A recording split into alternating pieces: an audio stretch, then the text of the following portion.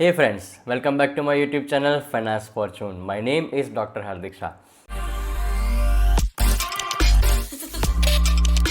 दोस्तों, आज के वीडियो के अंदर कोई टेक्निकल लेवल्स आपके साथ शेयर नहीं करने वाला हूँ, ना ही मैं कोई स्टॉक का एनालिसिस करने वाला हूँ, ना ही कोई आईपीओ का एनालिसिस होने वाला है।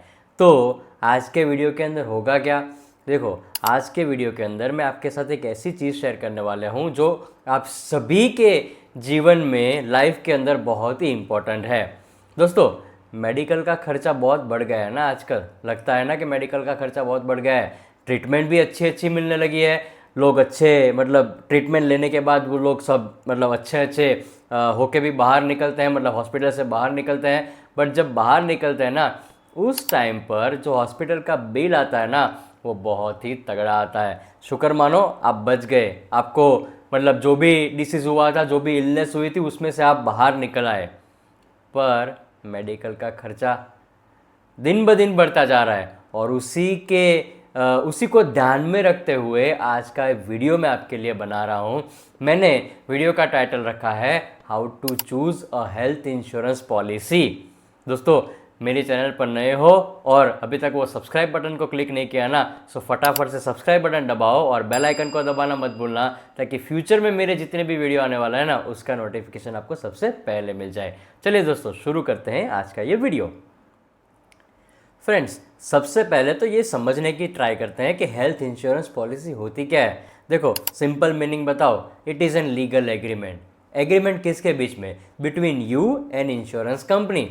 अब ये एग्रीमेंट किस चीज़ का होता है? अगर आप बीमार होते हो, अगर आपने हेल्थ इंश्योरेंस पॉलिसी लेके रखी है, तो it is the duty, it is the liability of a insurance company कि आपका जो भी मेडिकल का ट्रीटमेंट का खर्चा है, जो भी आपकी बीमारी का खर्चा है, वो आपको पे किया जाए या तो आपको रीइंबर्स किया जाए। उसके लिए आपको कुछ तो करना पड़ेगा। सब कुछ इंश्योरेंस कंपनी के ऊपर नहीं छोड़ सकते ना। आपको क्या करना है पता है? उसके लिए आपको एक प्रीमियम अमाउंट पे करनी है। कितना प्रीमियम, वो डिपेंड करेगा आपने कितने अमाउंट की आपकी पॉलिसी लेके रखी है। बट एक सिंपल रिक्वायरमेंट यही है कि आपको एक प्रीमियम पे करना पड़ेगा, रेगुलरली पे करना पड़ेगा। और जैसे आप रेगुलरली प्रीमियम पे करोगे, अगर कुछ बीमारी आती है तो कंपनी आपको लीगली, इंश्योरेंस कंपनी आपको लीगली क्या कर सकती है? आपका पूरा बिल वो पे कर देगी या तो फिर आपका रीइंबर्समेंट कर देगी। ये होता है concept of health insurance policy. Friends, अब बात करते हैं how to choose a life insurance policy. सबसे पहला point, choose the right sum insured. बहुत सिंपल है। सम इंश्योर्ड मतलब आपको कितने अमाउंट की इंश्योरेंस पॉलिसी लेनी है, हेल्थ इंश्योरेंस पॉलिसी लेनी है। फॉर एग्जाम्पल, वो 5 लाख का सम इंश्योर्ड भी हो सकता है, वो 10 लाख का सम इंश्योर्ड भी हो सकता है, वो 15 लाख का सम इंश्योर्ड भी हो सकता है। Any number, any figure can be your some insured. Insurance company तो आप बोलोगे वो सम इंश्योर्ड आपको करके देगी, और वो सम इंश्योर्ड के बेस पर प्लस आपकी एज कितनी है उसके बेस पर आपका प्रीमियम वहां पर डिसाइड होगा। अगर आपको पहले से कोई डिसीज़ है तो ये जानकारी भी आपको आपके कंपनी को दे देनी है, ताकि वो प्रीमियम उसी तरह से वो लोग एडजस्ट कर सके।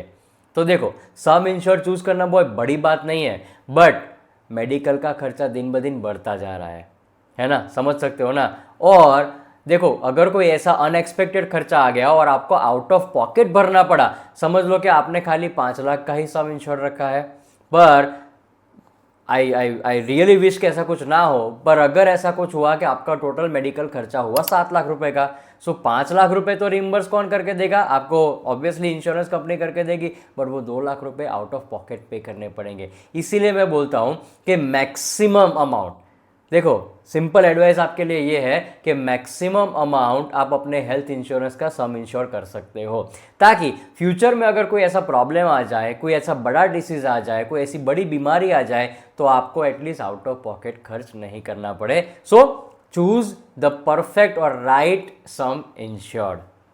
Second point, check the coverage offered. क्या होता है ये कवरेज ऑफर? समझ में नहीं आया। देखो, जब भी आप इंश्योरेंस पॉलिसी बाय करोगे ना, तो देखो कौन कौन सी डिसीज, कौन कौन सी ऐसी बीमारी है जो आपकी पॉलिसी कवर कर रहा है।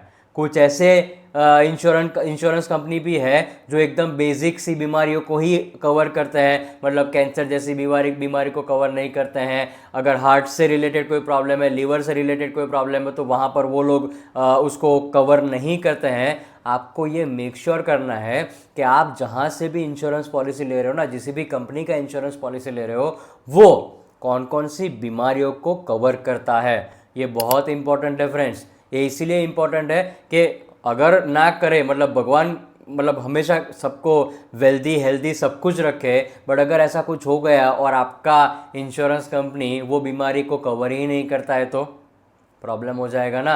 आप तो बोलोगे मैं तो रेगुलरली प्रीमियम पे करता हूँ, मेरी 10 लाख की पॉलिसी है, बट आपके 10 लाख की पॉलिसी के अंदर वो बीमारी को कवर ही नहीं किया हुआ है। मेक श्योर कर लो, जब भी आप ये पॉलिसी बाय करते हो ना, अपने एजेंट को पूछो जहाँ से आप पॉलिसी बाय कर रहे हो, या अपनी कंपनी को पूछो कि कौन कौन से डिसीज़ यहाँ पर कवर होने वाले हैं। ये बहुत ही इंपॉर्टेंट है, ध्यान में रखने वाली चीज़ है। तीसरा और बहुत ही important point, you have to pay attention to the को पेमेंट क्लोज। अब ये को पेमेंट क्लोज क्या होता है? को पेमेंट का मतलब समझते हो? को पेमेंट का मतलब ये है कि जब भी कोई बीमारी हुई, ट्रीटमेंट हुआ और उसके बाद अगर पेमेंट करना आता है ना, सो कुछ अमाउंट आपको पे करनी है। आप बोलोगे मैं तो इंश्योरेंस कंपनी को प्रीमियम देता हूँ, फिर भी मुझे पे करना है, थोड़ा अमाउंट वो पे करेंगे, थोड़ा आपको पे करना है। नहीं फ्रेंड्स, ऐसा एक्चुअली मैं बोलूँ जहाँ पर को पेमेंट की बात आती है ना, वहाँ पर आपको थोड़ा सावधान रहना है। वो कंपनी के इंश्योरेंस हेल्थ प्लान को लेने में थोड़ा सावधानी बरतनी पड़ेगी, क्योंकि देखो को पेमेंट का मतलब ये है कि भाई 15% आपको पे करना है, तो फिर लेने का मतलब ही क्या?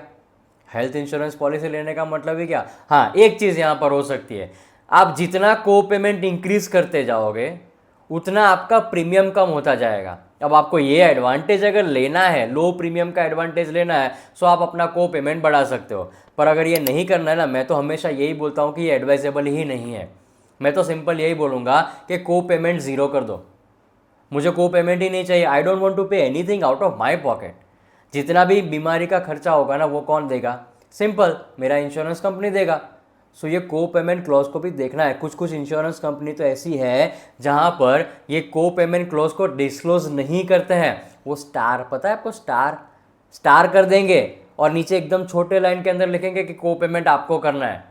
नहीं फ्रेंड्स, ये मतलब पॉलिसी चूज करने के टाइम पर आपको ये चीज़ ध्यान में रखनी पड़ेगी कि कितना को पेमेंट है। अगर कंपनी बोलती है कि को पेमेंट नहीं करना है, सो थोड़ा प्रीमियम भी बढ़ा सकती है, बट इट्स ओके, वो थोड़ा बहुत प्रीमियम बढ़ेगा, कोई प्रॉब्लम नहीं है, बट को पेमेंट मेरे हिसाब से तो नहीं रखना चाहिए। ये तीसरा पॉइंट।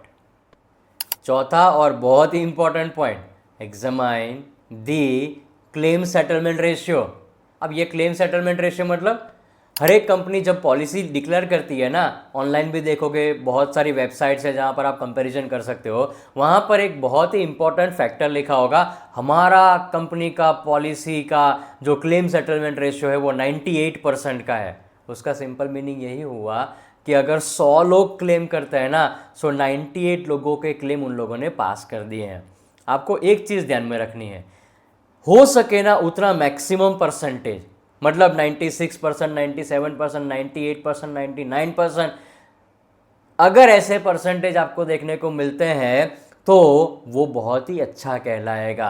क्लेम सेटलमेंट रेशियो जितना भी परसेंटेज में बढ़िया होगा ना, 98% है, मतलब कुछ 2% का ही क्लेम ऐसा है जो पास नहीं कर रहे हैं कंपनी, बाकी 98% लोगों का क्लेम पास हो चुका है। ये एक बहुत ही क्रूशियल पॉइंट है, किसी भी हेल्थ इंश्योरेंस पॉलिसी को चूज करने से पहले आपको ध्यान में रखना है कि कंपनी क्लेम सेटलमेंट रेशियो कितना क्लेम कर रही है। पांचवा पॉइंट बोलूं, look into the waiting period. अब यहां पर वेटिंग पीरियड क्या होता है?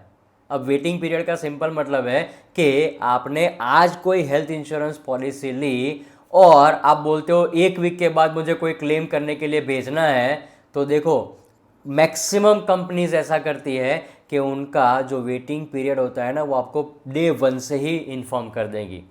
कुछ कंपनी का वेटिंग पीरियड 1 मंथ का होता है, कुछ स्पेसिफिक डिसीज और इलनेस के लिए वेटिंग पीरियड 3 महीने का होता है, कुछ हेल्थ इंश्योरेंस कंपनी का वेटिंग पीरियड 1 साल तक का भी हो सकता है।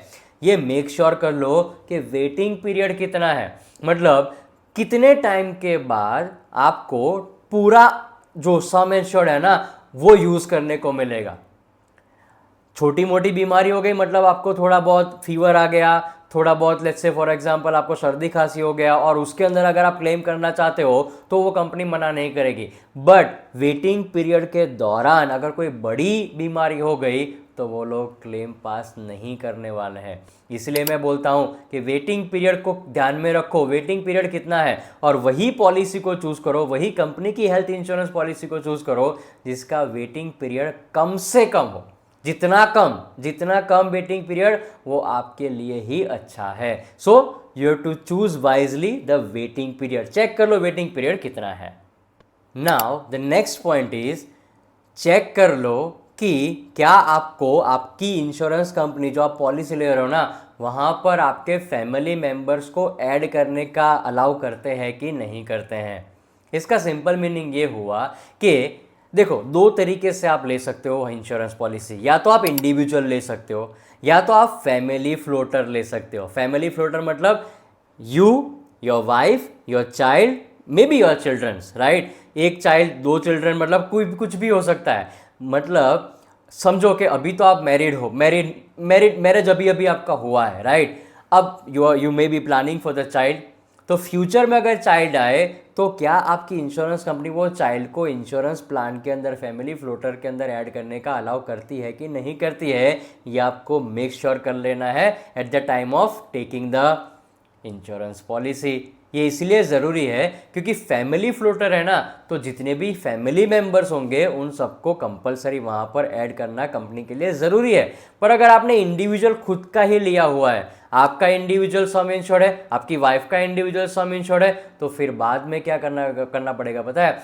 शादी के बाद अगर बच्चे होते हैं तो बच्चों का भी आपको इंडिविजुअल सम इंश्योर्ड ही लेना पड़ेगा।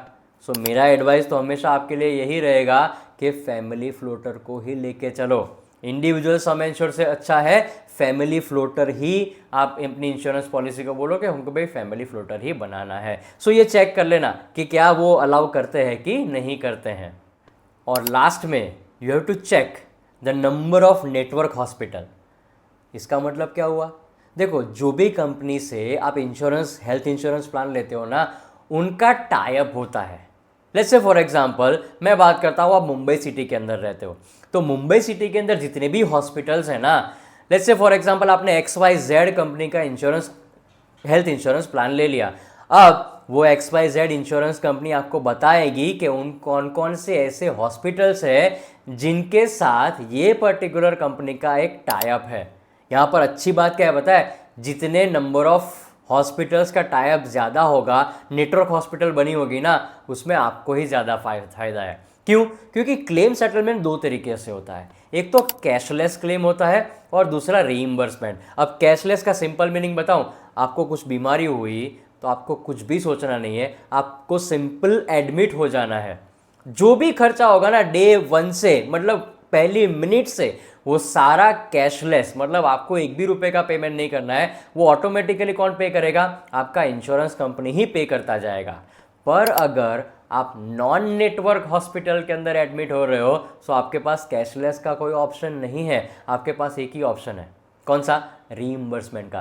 पहले आप खुद पे करो, जितना भी मेडिकल का खर्चा होता है वो आप सबको पहले पे करना पड़ेगा, और बाद में सारे बिल्स को जमा करो, डॉक्टर्स के सिग्नेचर्स लो, उनका फॉर्म फिलअप करवाओ, कंपनी को इंटीमेट करो, and then you can go for a reimbursement of your claim.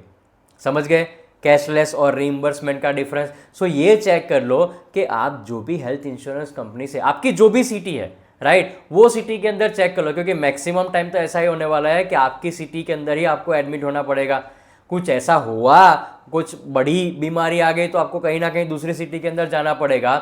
उस टाइम पर थोड़ा बहुत, मतलब network hospital, non network hospital का थोड़ा बहुत दिक्कत रहता है, but with in the city आप ये मेक श्योर कर लो कि आप जो फ्रिक्वेंटली जिस डॉक्टर को दिखाते हो, जहाँ पर शायद मतलब हर बार आप जाते हो चेकअप के लिए, क्या वो लोग आपको ये नेटवर्क हॉस्पिटल का फैसिलिटी प्रोवाइड करते हैं कि नहीं करते हैं। सो ये भी आपको ध्यान में रखना है। और लास्ट में एक सिंपल बात बोलूं, मल्टीपल प्लान्स को कंपेयर करो।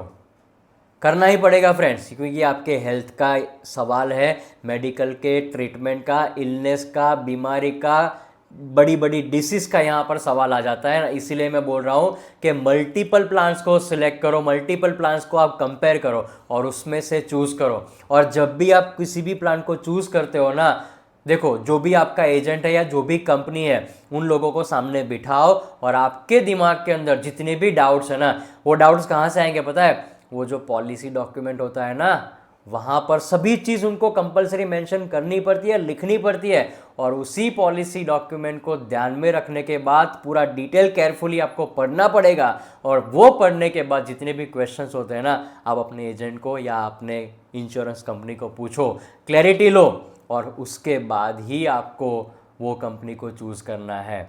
समझ गए? पूरा डिटेल मैंने आपके साथ शेयर कर दिया। अब जब मैंने आपके साथ इतना सारा डिटेल शेयर किया, नंबर ऑफ फैक्टर्स मैंने बताया है कि एक हेल्थ इंश्योरेंस पॉलिसी को चूज़ करने से पहले क्या क्या चीज़ें ध्यान में रखनी चाहिए, मेरी एक हेल्प तो कर दो यार। हर बार मैं बोलता हूँ, ये वीडियो को फटाफट से मल्टीपल लोगों को शेयर कर दो। देखो मेडिकल की, हेल्थ इंश्योरेंस की, मेडिकल की सबको ज़रूरत पड़ने वाली ही है। तो मैं ये मानना चाहता हूँ, मैं ये मान के चल रहा हूँ कि आप ये लोग बहुत लोगों को वीडियो शेयर करोगे और एटलीस्ट उनको भी नॉलेज फॉरवर्ड करोगे कि भाई देखो, यहाँ पर अगर कोई भी हेल्थ इंश्योरेंस पॉलिसी लेनी है तो इतने इतने फैक्टर्स को आपको ध्यान में रखना पड़ेगा। Friends, thank you so much for watching my video. Thank you very much.